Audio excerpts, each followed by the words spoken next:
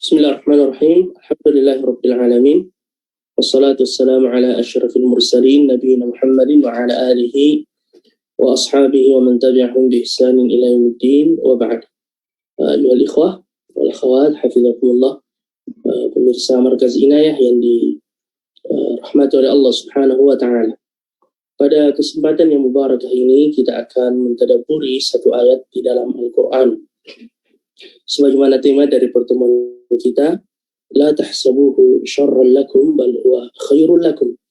Janganlah kalian mengira hal itu adalah sesuatu yang buruk bagi kalian, namun sesungguhnya ia adalah kebaikan untuk kalian. Ini adalah penggalan dari firman Allah Subhanahu wa taala di dalam surah An-Nur di ayat yang ke-11, innal ladzina ja'u bil ifki usbatun minkum la tahsabuhu syarran lakum bal huwa khairul lakum likulli imri'in minhum maktasaba minal itsm walladzi tawalla kibrahu minhum lahu 'adzabun 'adzim. Sesungguhnya orang-orang yang datang dengan berita dusta, al-ifk, innal ladzina ja'u bil ifki usbatun minkum, sekelompok dari kalian, la tahsabuhu syarran lakum, janganlah kalian mengira bahwasanya kejadian itu adalah sesuatu yang buruk bagi kalian, bal huwa khairul lakum, justru di balik itu ada kebaikan untuk kalian. Likulli imri'in minhum maktasaba minal itsm, dan masing-masing di antara kalian yang menyebarkan berita dusta itu akan mendapatkan bagian dosa darinya. Walladzi tawalla kibrahu minhum lahu 'adzabun 'adzim, dan yang bertanggung jawab mendapatkan dosa yang paling besar, dia akan merasakannya dan mendapatkannya. Yang dimaksudkan adalah Abdullah ibn Ubay ibn Salul, gembong orang-orang munafik di zaman Nabi kita Muhammad sallallahu alaihi wasallam.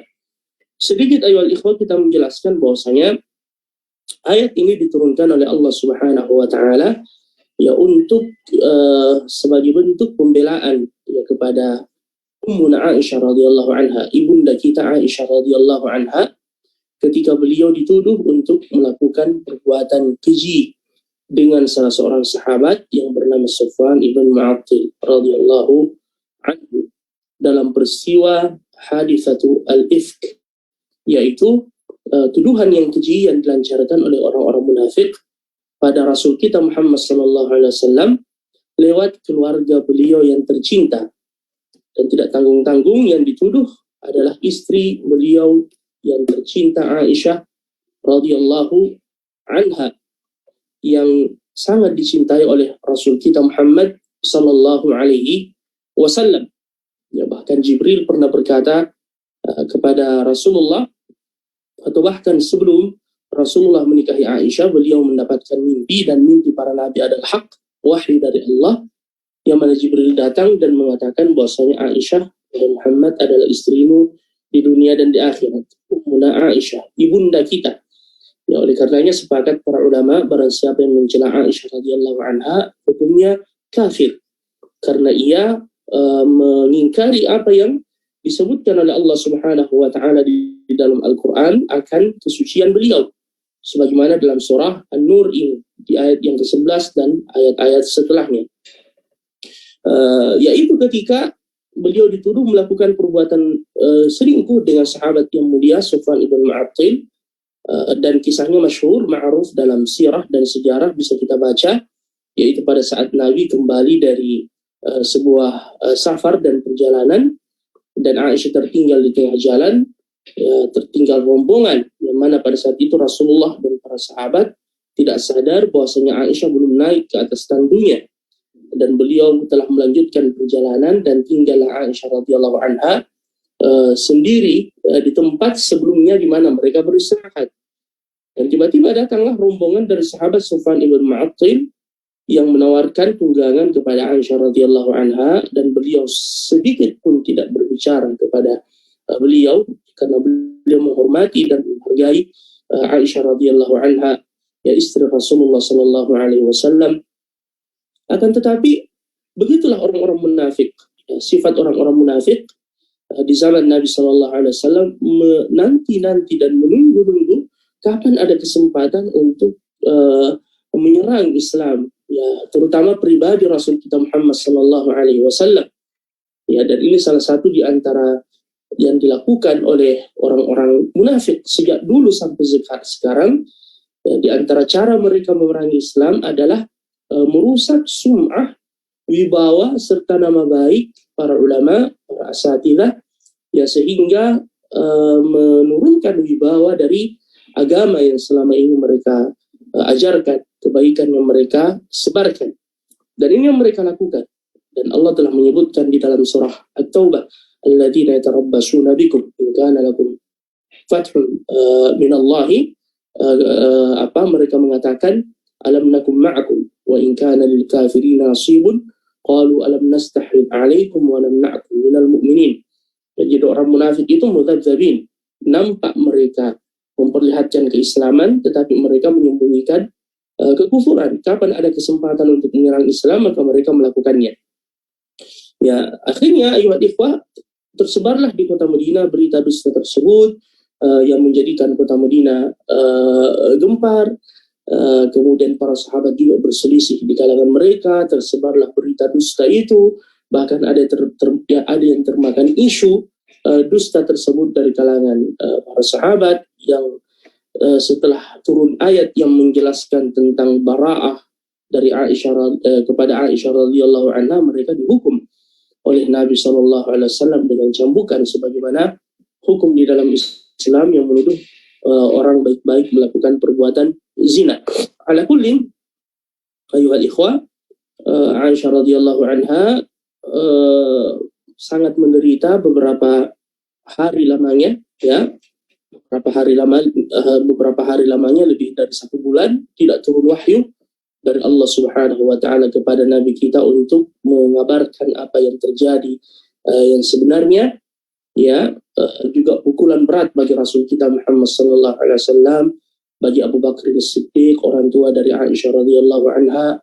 Ya, sampai pada puncaknya Nabi pernah berkata kepada Aisyah, wahai Aisyah, Allah Maha Pengampun, kalau memang engkau melakukannya, ya, maka akuilah dan bertaubat kepada Allah Subhanahu wa taala. Kira-kira seperti yang disampaikan oleh Nabi sallallahu alaihi wasallam, sampai Aisyah kemudian jatuh demam, sakit, dirawat di rumah orang tuanya, dan beliau berkata, saya tidak mengatakan sesuatu kecuali yang dikatakan oleh Yaqub, ya alaihissalam, wallahul musta'anu ala ma tasifun, ya, dialah Allah Subhanahu wa taala tempat bergantung dari apa yang kalian sifatkan, apa yang kalian tuduhkan. Ala kullin ayyuhal ikhwah, setelah beberapa waktu lamanya turunlah wahyu dari Allah Subhanahu wa taala yang menggembirakan Rasulullah, para sahabat dan kaum muslimin, yang menegaskan bahwasanya Aisyah itu berlepas dari tuduhan keji mereka. Ya, dan dari sinilah banyak pelajaran yang diinginkan oleh Allah Subhanahu wa taala dari peristiwa itu. Ya, yang kelihatannya buruk tetapi ternyata di balik itu ada hikmah yang sangat besar. Ya, dan Allah hendak mengajarkan terutama kepada kaum muslimin apa sikap mereka yang harus mereka ambil di saat mereka menghadapi kejadian yang mirip atau yang serupa dengan itu. Ya, di antaranya misalkan yang Allah Subhanahu wa taala abadikan di dalam Al-Qur'an, sikap 2 orang sahabat ketika mereka mendengar berita dusta itu dan menjadi bahan pembicaraan di keluarga mereka, yang mereka kedepankan apa? Prasangka baik, ya, prasangka baik. Ya, di ayat setelahnya Allah menyebutkan itu, laula idh sami'tumuhu dhannal mu'minuna wal mu'minatu bi anfusihim khaira. Ketika mereka mendengarkan berita tentang saudaranya, apalagi yang selama ini mereka kenal kebaikannya dan keutamaannya, hendaknya yang mereka lakukan itu adalah mengedepankan prasangka baik. Dhannal mu'minuna wal mu'minatu bi anfusihim khaira. Coba kita lihat sampai ayat ini mengatakan hendaknya mereka berprasangka baik pada diri-diri mereka. Padahal yang dimaksudkan dalam ayat ini berprasangka baik kepada saudara-saudara mereka. Namun mengapa disandarkan kepada diri-diri mereka? Karena Allah mensifatkan orang-orang yang beriman itu ibarat satu tubuh, bersaudara antara yang satu dengan yang lain. Ya, makanya salah seorang sahabat, kalau tidak salah Abu Ayyub, ya, ketika ia bertanya kepada istrinya, wahai istriku, andaikan engkau berada pada posisi Aisyah radhiyallahu anha, apakah betul engkau melakukan perbuatan itu? Dia mengatakan, ma'adzallah, a'udzubillah, mana mungkin saya melakukan perbuatan keji yang seperti itu. Abu Ayyub kemudian berkata, ketahuilah sesungguhnya Aisyah lebih mulia darimu. Dan istrinya juga mengatakan sebaliknya, dan Safwan lebih baik darimu. Subhanallah. Jadi inilah orang-orang yang beriman, ayyuhal ikhwah. Ketika ada berita yang sampai kepada kita tentang saudara kita, maka kedepankan apa? Husnudzan, prasangka baik dan tabayyun. Ya, agar kemudian kita tidak meruntuhkan, menjatuhkan dan menodai kehormatan saudara kita, ya, yang menimbulkan penyesalan di kemudian hari, sebagaimana firman Allah, ya ayyuhalladzina amanu ja'akum fasiqun binaba'in fatabayyanu an tusibu qauman bijahalatin fatusbihu ala ma fa'altum nadimin. Ya, begitu pula di antara hikmahnya adalah Allah ingin menyingkap sikap orang-orang munafik. Allah ingin menyingkap sikap orang-orang munafik, ya, terutama yang menyebarkan berita dusta, ya, tersebut Abdullah bin Ubay bin Salul bersama dengan teman-temannya. Namun mereka tidak dihukum oleh Nabi Sallallahu Alaihi Wasallam, tidak sama dengan sahabat. Adapun sahabat yang ikut termakan isu itu dicambuk oleh Nabi, tapi ia dibiarkan oleh Rasulullah untuk ia mendapatkan kemudian di hari kiamat hukumannya berlipat ganda, ya, karena hukuman had dan qisas di dunia ini sekaligus kafar bagi orang-orang yang beriman untuk mensucikan mereka, ya, sebelum mereka kembali kepada Allah Subhanahu wa Ta'ala. Juga Allah Subhanahu wa Ta'ala ingin memberikan pelajaran kepada kita tentang bahayanya kita menyebarkan berita-berita dusta yang tidak jelas juntrungannya, yang tidak jelas sumber dan asal usulnya, ya, yang disebut dengan isya'at, yang dikenal dengan bahasa kita hoax dan seterusnya. Ya, bahkan Allah mengancamnya di dalam Al-Quran, innal ladzina yuhibbuna an tashi'al fahishatu fil ladzina amanu, sesungguhnya orang-orang yang senang menyebarkan berita-berita keji atau kekejian di tengah masyarakat, yang mereka mendapatkan azab yang pedih di dunia dan di akhir. Na'udzubillahi min dzalik. Juga pelajaran penting adalah Allah ingin mengajarkan kepada kita sifat al-'afw, pemaaf. Ya, di antara sahabat yang termakan isu itu ada yang bernama Mistah, dan dia adalah kerabat dekat dari Abu Bakar As-Siddiq, orang miskin yang mendapatkan bantuan dan nafkah dari Abu Bakar As-Siddiq. Pada saat ia ikut termakan berita dusta itu, ya, dan menyebarkannya, Abu Bakar As-Siddiq bersumpah atas nama Allah untuk tidak lagi membantunya. Ini manusiawi. Ya, ketika ada orang yang menyakiti orang yang tercinta kita, ya, orang yang paling kita cintai, ya, seperti putri kita, dengan tuduhan yang sangat keji, ya, tentu secara manusiawi dia kemudian tersinggung, marah, terutama kepada orang yang selama ini ia berbuat baik kepadanya. Akhirnya dia bersumpah tidak lagi memberikan bantuan kepada Mistah.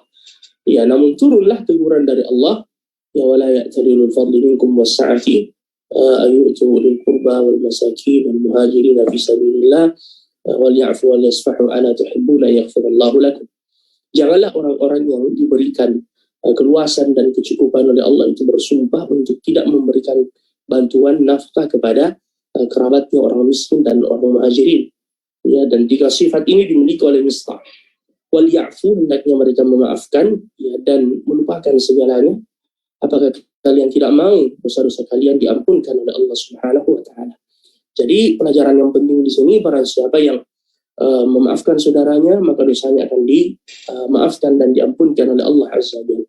Dan pelajaran inti yang ingin kita sampaikan ya ikhwah lewat ayat ini, la tahsabuhu syarrun lakum bal huwa khairun lakum, adalah bagaimana seorang muslim itu senantiasa optimis dengan kebaikan dan berbaik sangka kepada Allah Subhanahu wa Ta'ala. Ya, dan tentunya ini bagian dari keimanan terhadap takdir Allah yang baik dan yang buruk, ya, secara zahir. Ya, bukankah dalam rukun iman, ya, itu disebutkan antu'mina bi qadarillahi wa qadarihi khairihi wa syarrihi wa hulwihi wa murrihi. Engkau beriman kepada takdir dan ketentuan Allah yang baik, yang buruk, yang manis, yang pahit. Ya, dan ini bagian dari al-imanu bi qadarillahi wa qadarihi. Ya, kalau ada kebaikan yang menimpa kita, kita memuji Allah Subhanahu wa Ta'ala. Kalau ada keburukan yang menimpa kita, kita mengatakan innalillahi wa inna ilaihi raji'un. Alhamdulillah ya ala kulli hal. Kemudian optimis bahwasanya di balik keburukan yang nampak secara zahirnya ada kebaikan yang diinginkan oleh Allah Subhanahu wa Ta'ala setelahnya. Ya, dan banyak hal-hal yang buruk mungkin yang menimpa kita dalam kehidupan, ya, baik pada diri kita, pada keluarga kita, ya, pada masyarakat kita, begitu pula pada pekerjaan kita, ya, dan seterusnya. Dan dunia ini tempat kita diuji oleh Allah Subhanahu wa Ta'ala. Tetapi orang yang beriman senantiasa memiliki sifat optimis, ya, dan berbaik sangka kepada Allah. Dan Allah mengatakan, ana inda husni dhanni 'abdi bi. Saya tergantung prasangka baik hambaku kepadaku, kata Allah Subhanahu wa Ta'ala. Ya, oleh karenanya orang yang beriman, ayyuhal ikhwah, senantiasa menggantungkan segala urusannya kepada Allah. Nabi mengajarkan kita sebuah doa, Allahumma ahsin aqibatana fil umuri kulliha wa dunya wa adzabil akhirah. Ya Allah, perbaikilah akhir dari urusan kami. Ya, akhirnya yang penting. Ya, setelah kita happy endingnya, ya, khitamuhu misk. Ya, bukan yang sekarang yang dilihat oleh mata kita. Dan dalam kehidupan kita biasa mengalami itu. Sesuatu yang buruk yang terjadi pada diri kita, yang mungkin kita berusaha untuk menghindarinya, atau sesuatu yang kita idam-idamkan tidak dapat kita raih, namun beberapa waktu kemudian barulah nampak hikmahnya dan kita bersyukur kepada Allah. Ya, bahkan ada yang mengatakan untung begini, kalau tidak begini akan jadi begini. Nah, makanya Islam melarang kita berkata lau, andaikan begini, karena itu membuka apa? Pintu syaitan. Namun kita mengatakan qadarullah wa ma syaa fa'al. Ini takdir dari Allah, dan Allah, ya, berkehendak dengan segala apa yang Dia lakukan. Saya rasa demikian pelajaran yang kita ambil pada kesempatan malam hari ini. Mudah-mudahan bisa menjadi bekal dalam kehidupan kita. Jazakumullah khairan atas segala perhatiannya. Mohon maaf atas segala kekurangan. Subhanakallahumma wa bihamdika asyhadu an la ilaha illa anta wa astaghfiruka wa atubu ilaik. Wa akhiru da'wana alhamdulillahi rabbil alamin. Assalamualaikum warahmatullahi wabarakatuh.